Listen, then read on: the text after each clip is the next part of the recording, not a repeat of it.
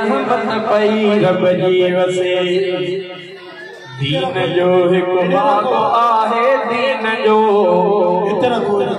जो हिक बाग इरशादुल उलूम आहे रहमत पई रब जी वसे रहमत पई रब जी वसे लाल मोती दोस्तो तालिब पया मेड़ जिते रहमत पई रब जी वसे रहमत पई रब जी वसे दीन जो हिक बाग इरशादुल उलूम आहे रहमत पई रब जी वसे रहमत पई रब जी वसे लाल मोती दोस्तो लाल मोती दोस्तो तालिब पया मेड़ जिते रहमत पई रब जी वसे रहमत पई रब जी वसे हित मोहम्मद मीर जा मेहमान प्यारा था रहने हित मोहम्मद मीर जा हित मोहम्मद मीर जा मेहमान प्यारा था रहने मिन रजब जी इबादत शानवारा था रहने शानवारा था रहने चलो जे आबाद हर दम चलो जे आबाद हर दम वाना को सो लगे रहमत पई रब जी वसे रहमत पई रब जी वसे दीन जो हिक बाग इरशादुल उलूम आहे ते रहमत पई रब जी वसे लाल मोती दोस्तो लाल मोती दोस्तो तालिब पया मेड़ जिते रहमत पई रब जी वसे रहमत पई रब जी वसे हिक वली बुजुर्ग बंदो हिक वली बुजुर्ग बंदो तो बाग खे पानी दिए शालह न मोरे जी परवर जिंदगी वडवी करे आमीन हिक वली बुजुर्ग बंदो हिक वली बुजुर्ग बंदो तो बाग खे पानी दिए शालह न मोरे जी परवर जिंदगी वडवी करे जिंदगी वडवी करे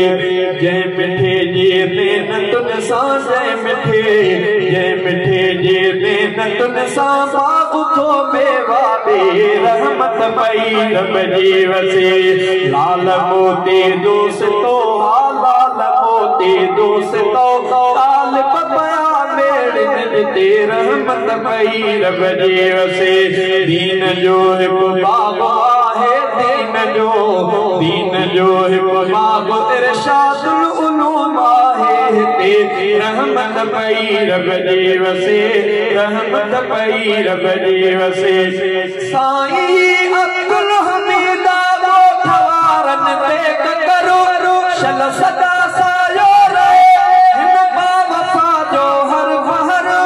साईं अब्दुल हमीद ठवारन ते करो शल सदा सायो रहे हिन बावफा जो हर बहर बावफा जो हर बहर प्यार दीदड़ मुरकदड़ हा प्यार दीदड़ मुरकदड़ हा प्यार दीदड़ मुरकदड़ जग में पयो जान बुझी रहमत पई रब जी वसे रहमत पई रब जी वसे दीन जो हिक बाग इरशादुल उलूम आहे रहमत पई रब जी वसे रहमत पई रब जी वसे तालिब दिसा पंज बदड़ल वांग जो शफ़क़तो जंहिंजे साए में पिराइन इल्म जो था अज़मतों कन था तालिब भी दुआओं कन था तालिब भी दुआओं सायो साईं जो जे रहमत पई रब जी वसे दीन जो हिक बाग आहे दीन जो हिक बाग इरशादुल उलूम आहे ते रहमत पई रब जी वसे लाल मोती दोस्तो